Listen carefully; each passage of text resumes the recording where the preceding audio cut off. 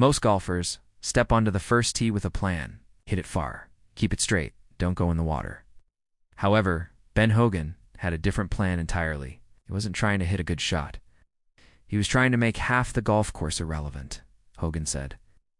Golf is 20% talent and 80% management. That's a system. And today we're breaking that system down for you into 5 parts so you can use it this weekend. Part 1. The 80-20 framework. When Hogan said golf was 80% management, he wasn't being modest about his ball striking. He was arguably the greatest ball striker who ever lived. And he was telling you something about where most golfers bleed shots.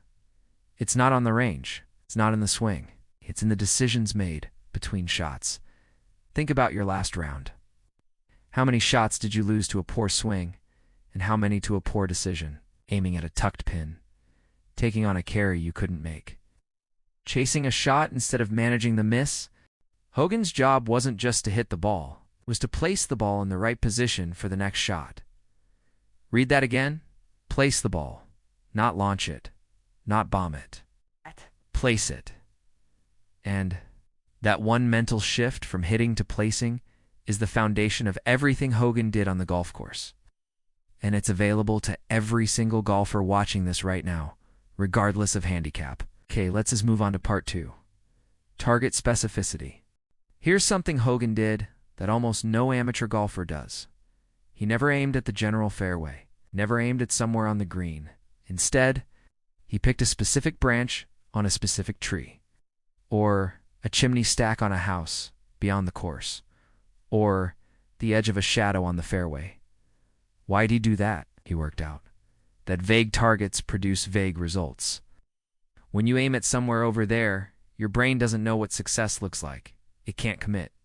And without commitment, your swing becomes hesitant, and hesitant swings produce the exact offline shots you were trying to avoid. A key insight into Hogan's philosophy is that he called hitting a straight ball an accident. For him and for all golfers, the straight shot is the hardest to hit. Therefore, he always moved the ball one way or the other, on purpose. This is crucial. He didn't try to eliminate curvature, chose his curvature. He built his shot shape into his target line so that even his bad shots moved in a predictable direction. So, for example, if you know your ball moves left to right, your target isn't the pin.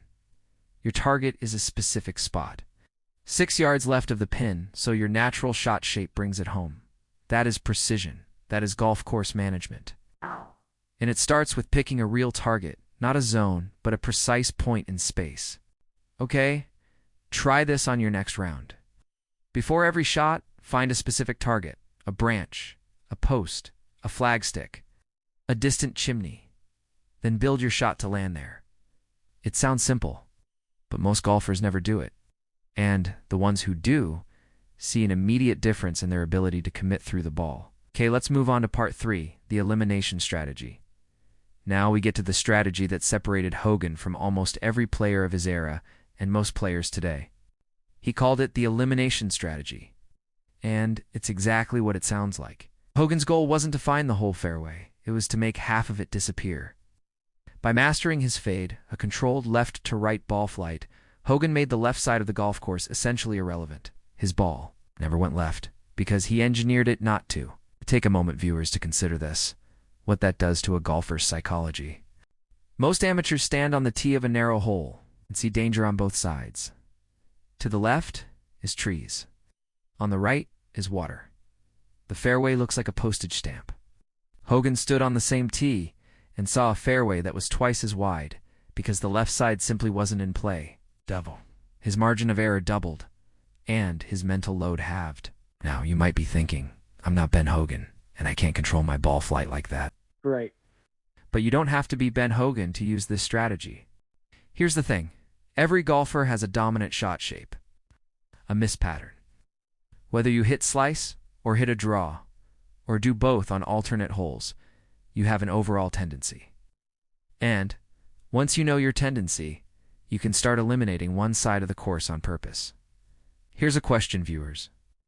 Do you consistently miss right? If so, tee up on the right side of the tee box and aim down the left edge. Your natural miss brings the ball back to the center. You've just used your bad shot shape It's a strategic weapon. That's the Hogan mindset. Not fighting your golf swing on the course, using it.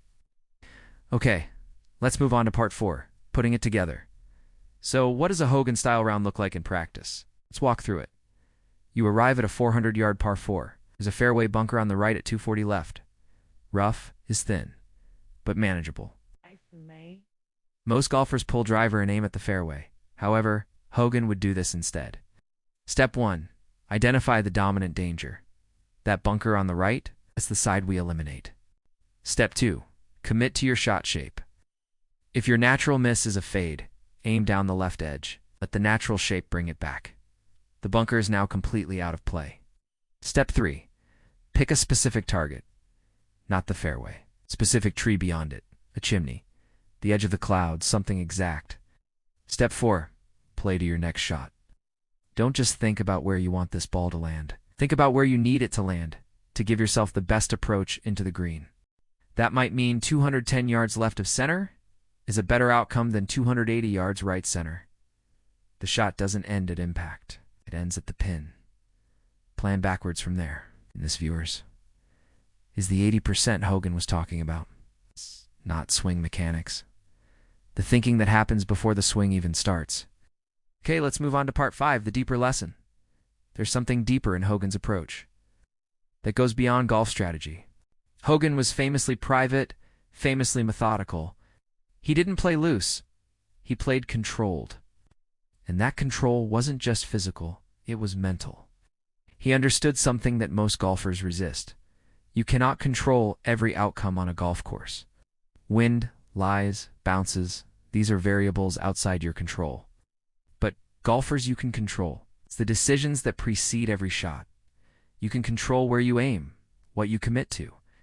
You can control which side of the course you choose to eliminate. You can't control where the ball goes. But you can control where you decide it should go, and that changes everything.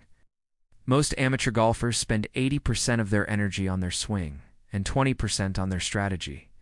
Hogan inverted that ratio on the golf course itself. He knew his swing. He trusted it.